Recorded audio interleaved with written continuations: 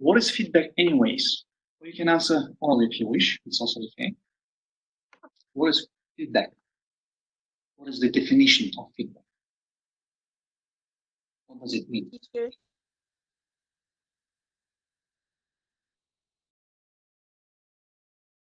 What does it mean, feedback? Oh, teacher. I can hear. I think you turned off the microphone. Yeah. Feedback is just how to say, giving your comment maybe. About what? About anything. About students' behavior maybe. About lesson, grammar, pronunciation. Everything can be feedback. Exactly. Good. Yeah. You almost nailed it. Yeah. Let's continue. Let's read. Go to the next slide. Yeah. So this is the definition of feedback. Feedback is giving someone information about their learning. Yeah. So it might be on learners' language skills. It might be the ideas in their work. For example, the teacher might like the ideas that students suggest, or they might not like it, vice versa. Might be going in the wrong direction. The attitudes to learning, yeah. When you mentioned that, you said about behavior, yeah, or their progress. So this is feedback. So giving information about someone's learning, either positive or negative, both should be given. Right? And these are the purposes of feedback. So what is the purpose? First, we need to motivate learners. So we shouldn't only criticize, but we should also praise when students are doing well. It's very important. Students like being praised. They like it even more than being given presents, you know? Should encourage learning autonomy this way, because when you give feedback, you tell the students how they can improve. And if they follow those ideas, those suggestions, those tips, they actually can learn by themselves. And nowadays, learning is more important than teaching. There is a shift in paradigm. Years ago, because teachers were the only source of information, teaching was more important. But nowadays, the classroom teacher is not the only source of information. There are many sources. There are even online courses, actually, that students can attend on their own. Some of them are free of charge. You just audit them. You don't need a certificate. You just enroll, attend, and learn, you know? So this is why learning is more important nowadays. And learning autonomy is very important.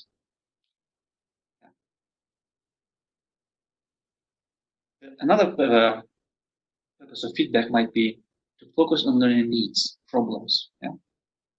When we say learners' needs, it means the problems, the gaps they might have in their learning. So we can explain how they can overcome them and how learners can improve us. Right. So tips. Here are some tips on how to give feedback. Feedback should be given in a timely manner. What does it mean?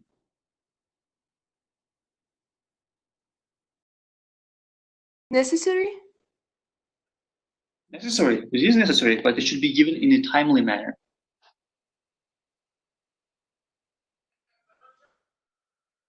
In timely manner. I mean, when it's necessary. When it's necessary. And when is it necessary? I mean, if it's error, you should give it. I mean, it depends on the situation during the lesson or one by one. Maybe that's the depends. So in a timely manner, it means like you shouldn't give it a week or a month after the activity. Okay. Because if you give it too late, then students might forget actually what happened at that lesson, and it will have no value or very little value. So feedback should be given in a timely manner when it is necessary, right away. And Actually, there are two kinds of feedbacks, like immediate feedback and delayed feedback. Immediate, it's when students make a mistake and you correct right away, immediately. And delayed, when you wait for when the activity finishes, you do it later. Yeah, so we'll discuss it as well a bit later. The second tip, be specific. So, well done, you did a great job. Well, this is not feedback. This is the worst feedback that I can give. Well, you should praise, of course, but you should be very specific. What do you mean by well done? What do you mean by you did a great job? For example, I like your introduction. You made a very good introduction. You paraphrase it well. You also stated your thesis, for example. Yeah? So be very specific. Giving general feedback is not good. Give feedback early in the course and on a regular basis. Yeah? From the very beginning. Actually, it's also true about assessment. In my practical English courses, especially for freshmen, I usually give exams very early, quizzes, at the second week of the course. And usually it's a bit difficult. So the students actually understand what they actually can expect in my midterm or final exam. And after the exam, they usually come up to me and say, well, teacher, I have a scholarship and I don't want to lose it. What should I do? And I tell them, well, you have to study hard. What is going to happen in midterm and final exam? You must prepare. So this is also actually a feedback. Tests can also be feedback. And it should be given early, not in the middle, not by the end of the course, in the very beginning. Because students must be able to predict what's going to happen. Very feedback, very, yeah. We should change it. It might be individual, it might be in small groups sometimes, or even the whole class. It depends on the personality of the students. Some students might be shy, and they might want to get individual feedback rather than feedback. Or it might depend on the activity. If it was peer work, yeah, maybe you can give it to small groups of peers. Also, please switch on your microphones when you enter the class. Next one. Feedback should also focus on what students did well. Yeah, praise. Yeah, as we mentioned before, you shouldn't only give constructive criticism, but you should also praise students when they did well. I liked your introduction, but the body was a bit actually missing facts. Most of what you've written were your personal opinion, but they were not backed up by the facts. They didn't sound very convincing, for example. Yeah. Nevertheless, I like the introduction. You nailed it. Yeah. Okay. Plan feedback into your lessons. Yeah. You should also plan feedback. When are you going to give it? Yeah. How you're going to give it? It's important. And the last but not least, you should train students how to peer feedback. Because students don't know how to peer feedback in many cases. Yeah, I don't know what to say something. Yeah, I didn't understand what is the plan feedback. I mean, Plan feedback. how are you gonna plan it? So, when are you going to give feedback? When you End of the lesson, beginning of that kind of sense? Yeah, that kind of feedback. After what activity? Yeah. For example, if it is speaking, maybe you should give a delay. You should also plan it. We'll have a look at some lesson plan a bit later, so you will see what it looks like. Okay, thank you. And peer feedback. Again, peer feedback is very important, as we said before, but students don't know how to do it in many cases. So you should train. There are special worksheets actually, and you can practice with them. All right, let's go to continue to types of feedback. Yeah.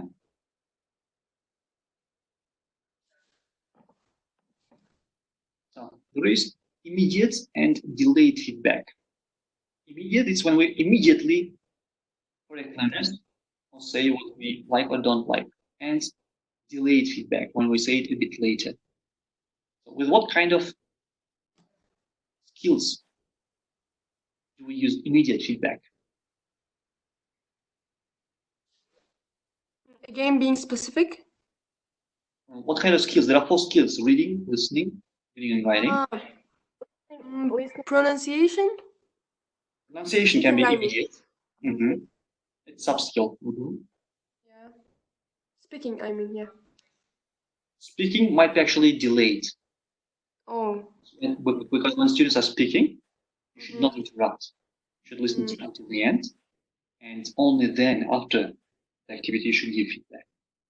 But if it's pronunciation is usually repeating one word, like think, yeah.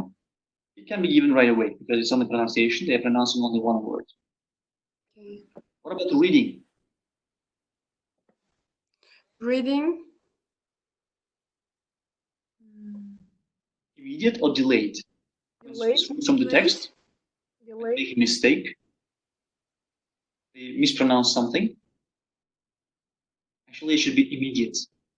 Immediate. Yeah, because it's not a productive skills. With productive skills, you should give delayed feedback. Because students are producing something like speaking, they might lose the track, they might lose the concentration, and they might not continue. Right? But with receptive skills, you should use immediate feedback. For example, as we said, reading. Students read from the text, and they say, for example, vegetable, and you correct right away. No, it's not vegetable. It's vegetable. Actually, clever students sometimes stop. They don't read the word. They wait for the teacher to read the word correctly. You can also recommend this technique to your students as well. If you're not sure how to read the word, just stop, wait for me, and I will read the word for you. This way you will learn the correct pronunciation at the very beginning. Right. Then there is oral feedback, written feedback, and recorded one. Yeah, oral and written is usually given in assignments, written assignments. Oral can be given right away, yeah, in class, after the activity. And it is recorded. And nowadays it's used quite often because we have a lot of different applications. We use mobile phones. You can record yourself, the voice, and email it to students. It might be personal, individual, feedback, or it might be like the whole group. I did it with my practical English lessons 2 years ago when we had speaking exam. I recorded myself and sent it to my students. Yeah. Or after the midterm exam, for example, I focused on the mistakes of the learners, recorded myself, and sent it to WhatsApp group that we had, or Telegram. Also had Telegram channel. All right. Another type of feedback is teacher-students. Yeah, the most practiced one, or it's also called teacher-led. So teacher leads it. Yeah, teacher-led feedback. There is also student-teacher feedback. When students, vice versa, give feedback to their teachers. And there is peer feedback when learners give to each other. How students give teacher feedback, teacher? Yeah. How? Have you never given feedback? I mean, even if I did, I don't know. Have you never been asked by a teacher to give feedback after the course or before the course? For example, when I worked at school, my first years actually, after graduating from university, I remember when I went to Taldykorgan, I asked my students to give feedback on their previous teacher or teachers of English, what they liked and didn't like about their teaching, and what they would like me to do, what they would like to see in our teaching. And I learned lots of things actually there. Lots of things. So students wrote that the teacher didn't move a lot in class. He was like a statue. He fixed in one place. The voice wasn't very clear. Didn't use a lot of listening materials. We'd like to listen a lot, for example. Some of our students actually here, they also give feedback to the dean's office. Yeah, say that Some teachers don't use listening materials a lot in their practical English or practical second foreign language, for example. So this is actually a feedback. Yeah. There is peer feedback when students give feedback to each other, and we'll also discuss it in detail. And automated. Automated, it's not when it's like online or a program gives you feedback. Either you did it correctly or you did it wrong. We'll also discuss it in detail a bit later.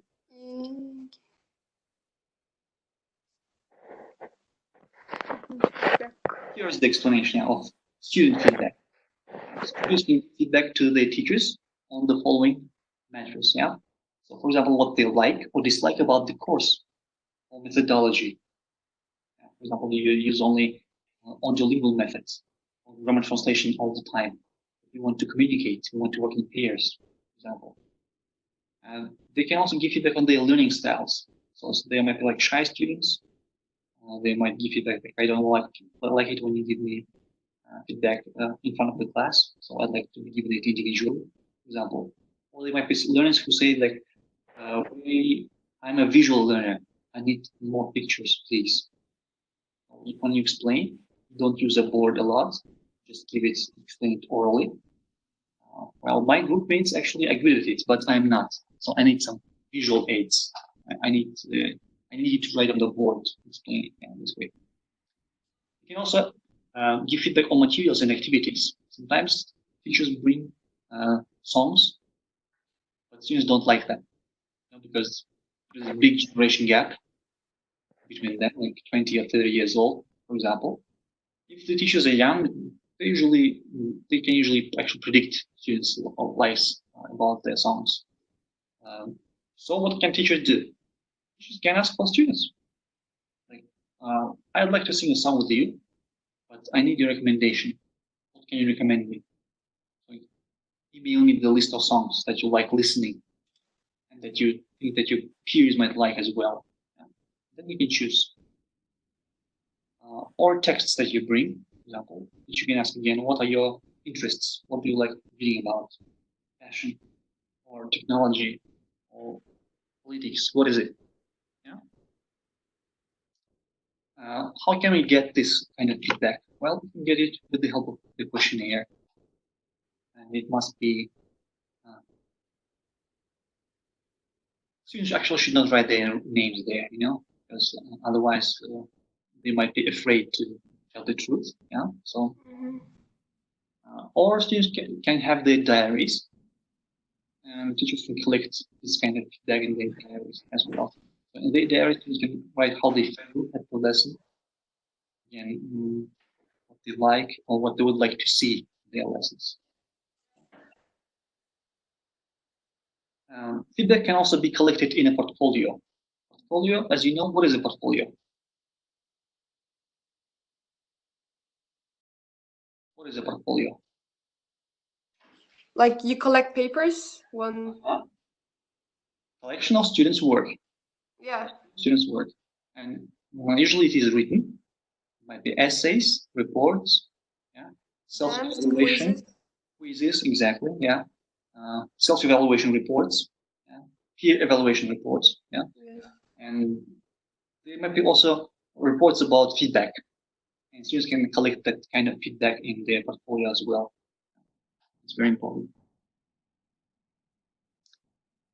All right. Peer feedback. Let's talk about peer feedback. It has some advantages and disadvantages, limitations. First one, it encourages reflection and self-reflection on their own learning. So students, when they evaluate their peers, they actually might see how what they're lacking themselves, or vice versa, how they're good at something. Yeah. Because students, they should be given feedback observation sheets with ticks, for example.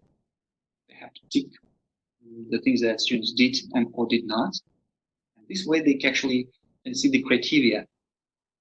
Oh, I actually completed this one, but I didn't complete the other one, the second one. But my peer, my classmate did. So I should also focus on the second one.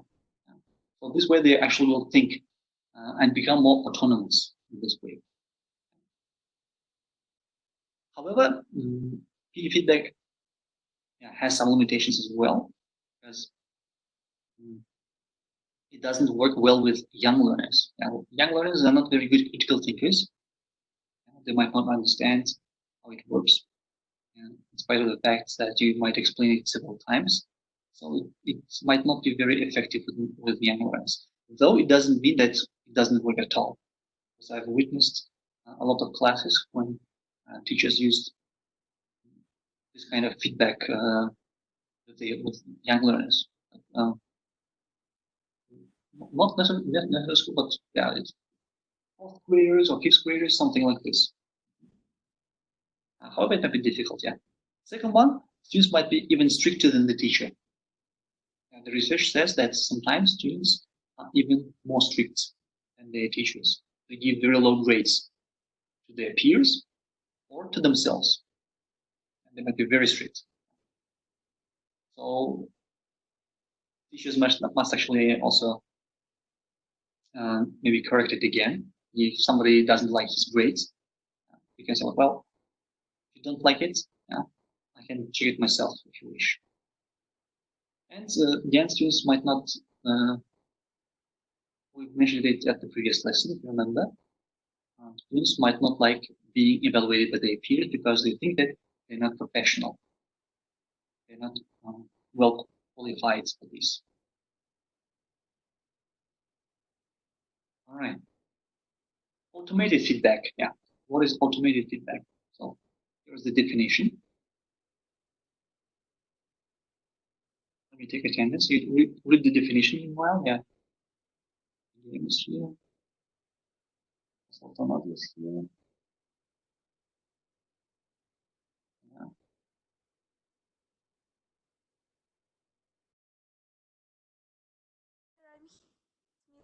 No, Gil, why didn't you switch on your microphone? I mean, your cameras. Yeah. Asem, Ahmamok, Asal. I can't see you.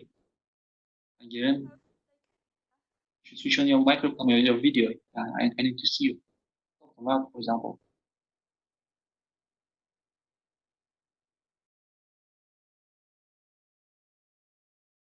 All right. So automated feedback. What does it mean? It's information provided to a learner from a computerized source. For example, software program about the learner's task performance.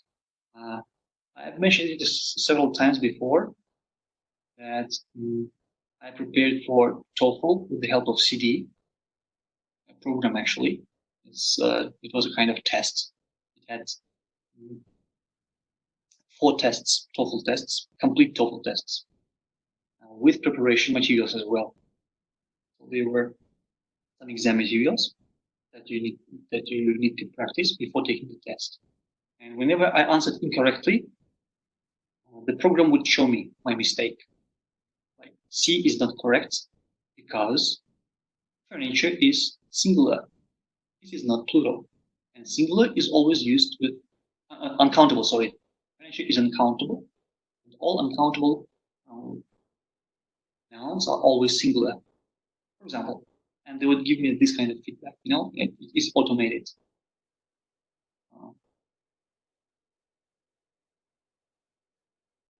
And the other one, the definition, customized suggestions for improving writing quality provided by a computer to a learner.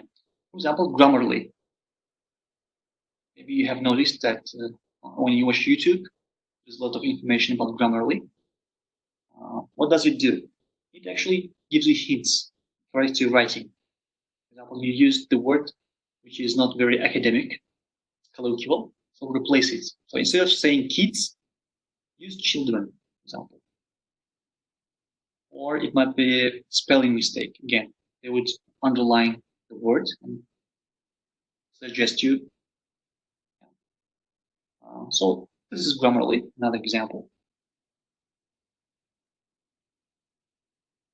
This is recommended reading for feedback in general. You need to go and read it. There are some videos. This is about automated feedback. And now I'll show you how to use automated feedback with the help of Google Forms. We'll go to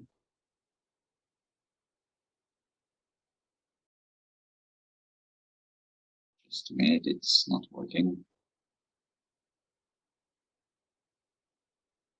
Web browser.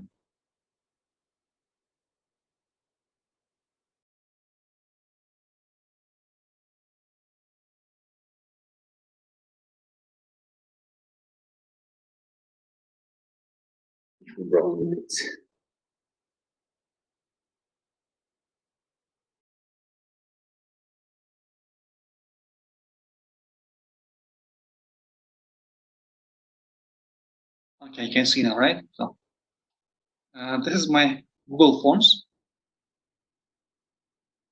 You go to Google Forms of your own, and then you press this blank one. Actually, I have here one as a draft, so I'll continue with this one. So here it says new form, and you design it as a test question. Let's write one question. Example.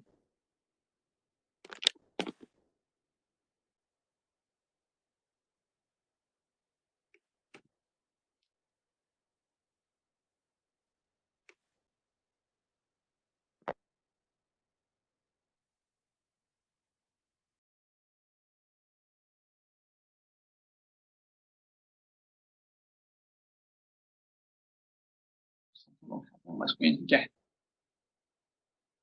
My best friends.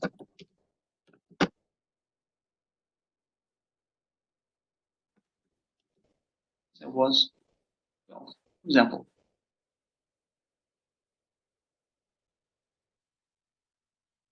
No,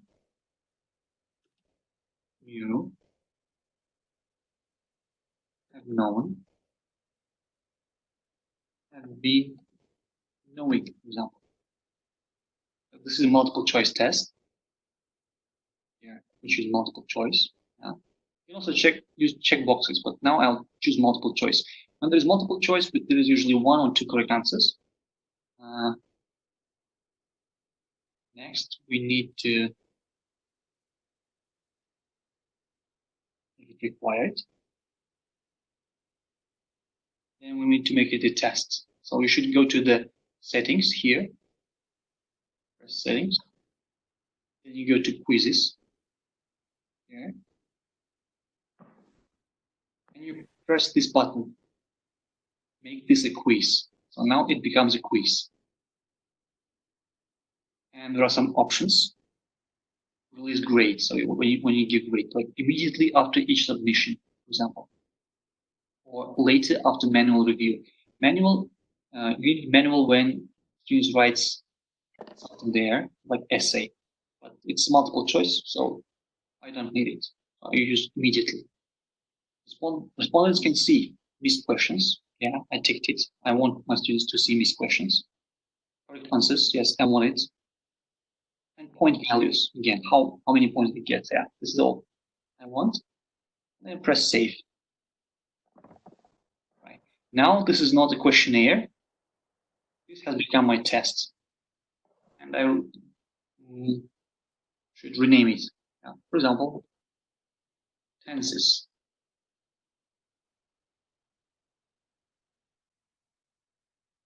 Should also name it here as well.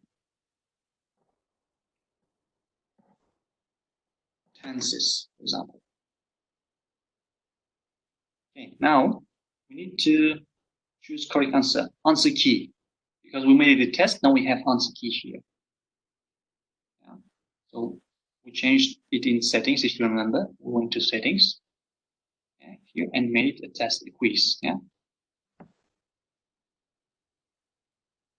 Here as well, actually, collect email address if you need here. Limit to one response, so students answer only once, but I don't want it. I want my students to take the test as many times as they wish. That's why I don't put it here. Edit after submit. Well, if you want them to edit, it's also okay. Use summary charts and text reports. Yeah, I'll use this one. This is general. This is about presentation. Show progress bar. Yes, I want it. You will see how many answers. I mean, how many questions they have answered. Shuffle questions. If you want them shuffled to mix, yeah, if it's not important what order the questions are coming from, yeah, we can shuffle them. Why not? Because every time they try the test, it will come in different order, which is good. Because students will not just memorize the like 1A, 2B. Yeah, they will not memorize it this way. Every time they open it, it will come in different order. And showing to submit another response. Yeah, I want this too, because I want my students to answer this, take this test as many times as they wish. Because it's feedback. I don't evaluate. I want my students to learn from it. All right, now I press the answer key. And of course, I have no. Yeah, so I press this one. You see, it's a tick here now. I have no, my best friend, since I was 12. And points, how many points? Well, it's 1 point. If it's a difficult question, you can give 2 points. Yeah. Or there might be like several questions, several correct answers. Yeah. But in this case, there is only one. We give only 1 point. And here, look, add answer feedback. This is very important. The most important thing actually is this. For correct answers, if some students answer correctly, I can write like, well done. Yeah.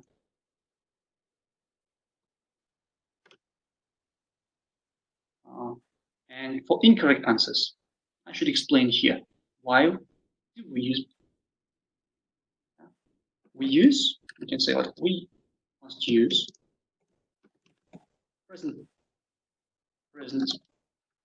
perfect simple, yeah, with state verbs, yeah, such as know, understand, be, etc. Yeah. We cannot use present perfect continuous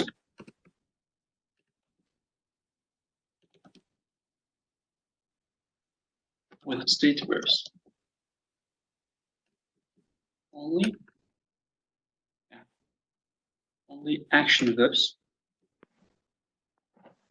such as I should put here, such as work. And what else? Leave, yeah, run, etc.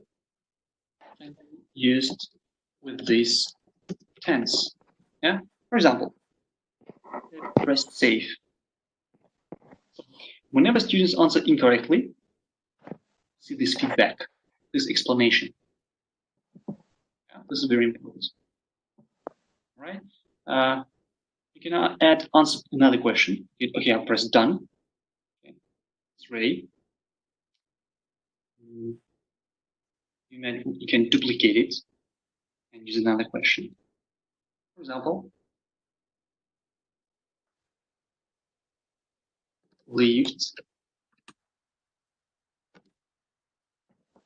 or let's say worked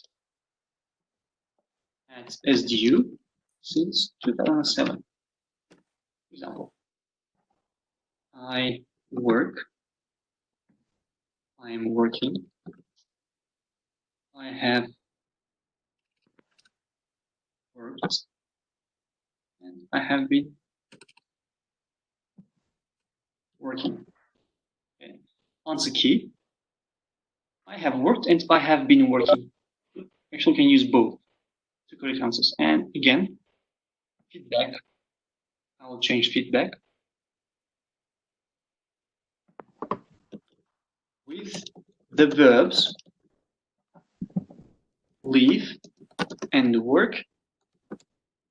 We can use both present perfect simple and present perfect continuous with no change in meaning.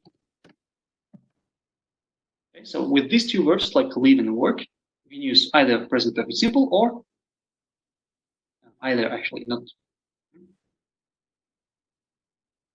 Should use either.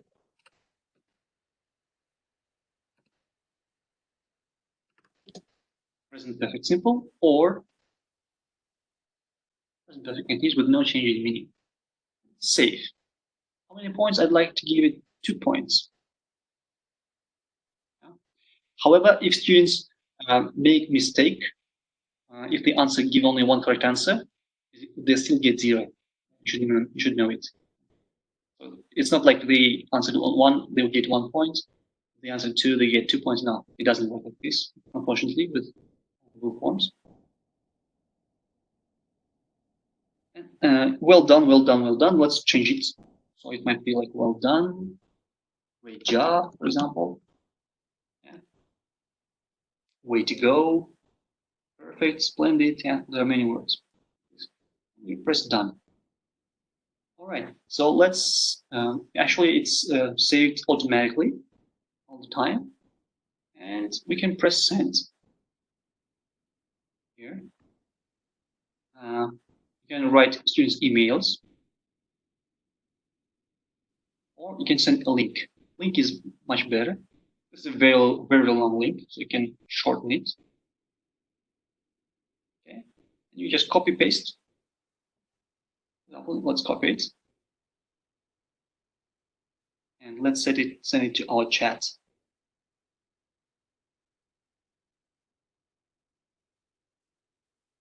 Here it is. I send it to chat.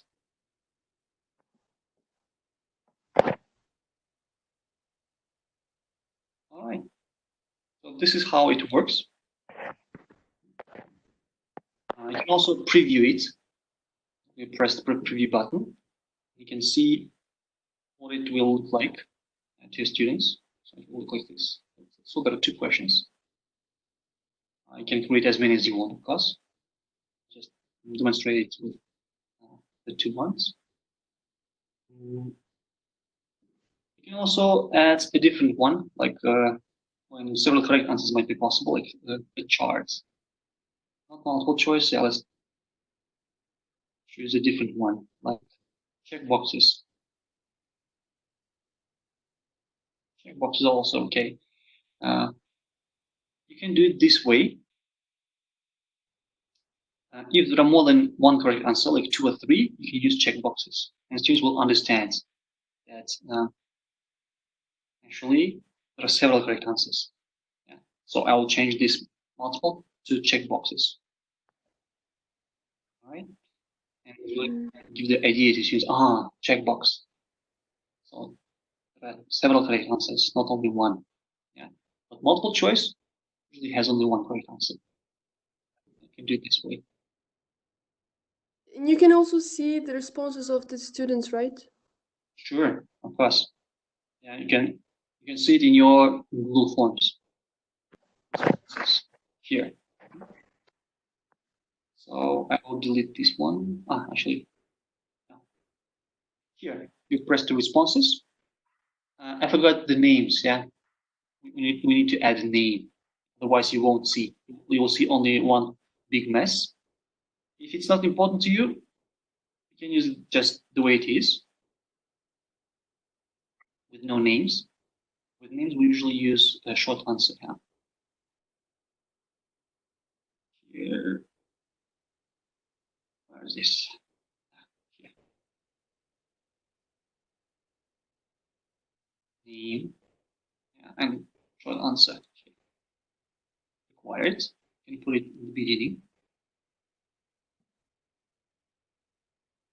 And when you have a name, you can see individual answers of your students. Come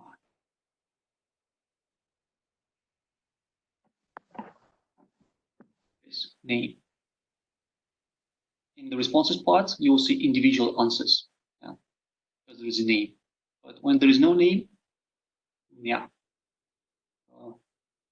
you'll see only the general picture, like 70% of students made mistake in first question and 20% made mistake in second question, for example, but no names, no individual answers.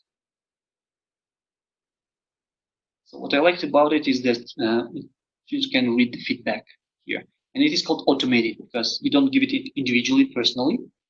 You prepare a test like this, you upload it to Google Classroom, I mean, not Google Forms, yeah, but you prepare it in Google Forms, and then you can send it via Google Classroom to your students after each unit. It might be a grammar quiz, it might be a vocabulary quiz, it might be, if it is a methodology, it might be about, I could do the same, for example. I could write a few terms and ask my students to define them and write the correct ones. The students can practice before midterm exam and final exam. And this way they'll be prepared better. Right? So this is automated feedback. There is not much information about automated feedback because it's not used very often nowadays. A lot of teachers even don't know what it means. So I think you learned a very good thing today about automated feedback. And if you use it, your students will be really pleased.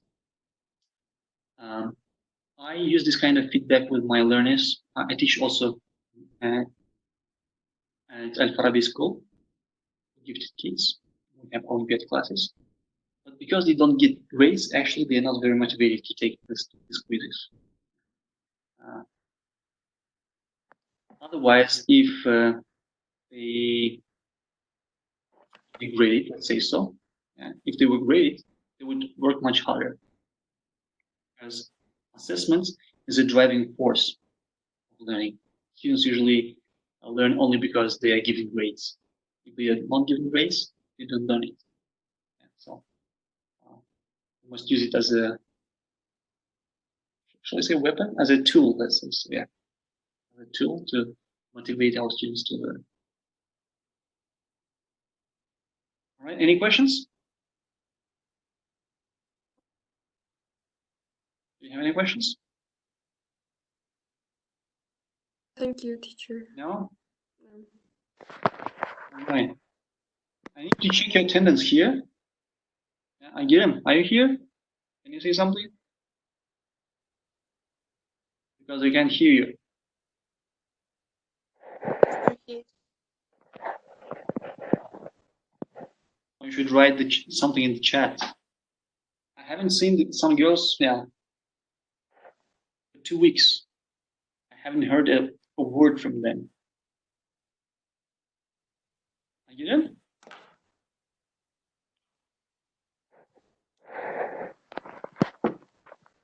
Hello, are you there? Are you here? Are you not here?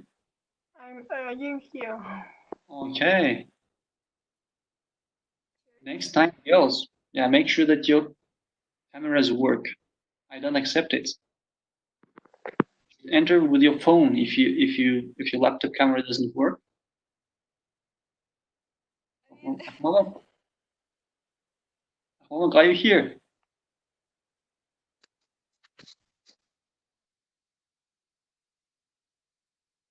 Ahmalak? I can't hear anything from Ahmalak.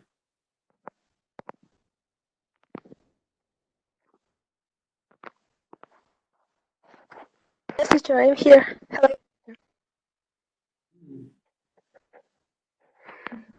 Всем Жмагилова. I'm here.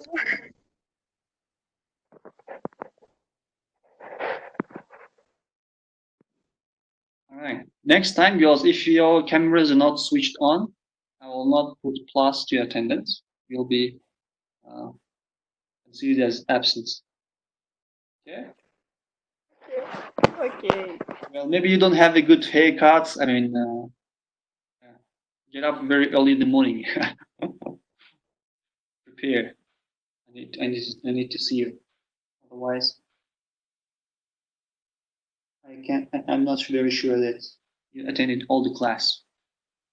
Maybe you have just come, I don't know, by the end of the class. All right. Well, the lesson is over then. If you have no more questions. you for coming. Yeah. Thank you, Nalan Thank you, teacher. and Jansaya, yeah, for active participation.